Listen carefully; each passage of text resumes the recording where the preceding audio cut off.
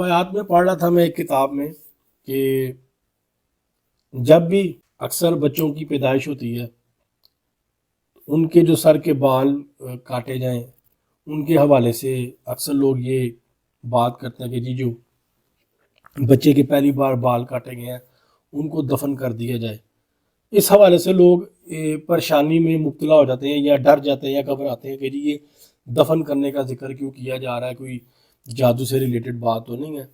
تو میں نے جو ہے اس حوالے سے کتاب میں پڑھا روایات میں وہ یہ ہے کہ 4 سے 5 چیزیں جن کو دفن کرنے کا ہمیں حکم دیا گیا, وہ میں آپ کو بتا دیتا ہوں.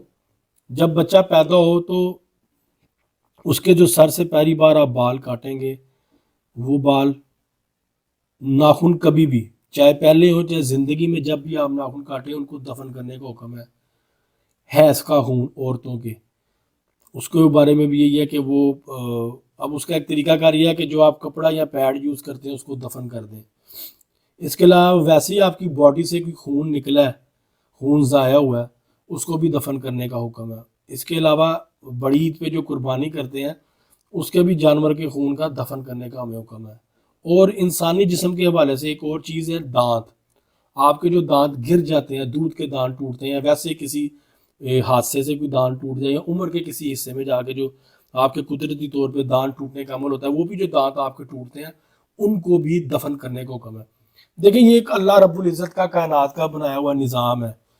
ہمیں مولوی حضرات یہ چیزیں نہیں بتاتے کیونکہ انہوں نے خود بھی پڑھی نہیں ہوتی, ان کی بھی ان چیزوں پہ ریسرچ نہیں ہوتی. یہ وہ چھوٹی چھوٹی چیزیں اسلام کی جن کو ہمیں جاننا بہت ضروری ہے تاکہ ہم زندگی آسانی سے گزار سکیں.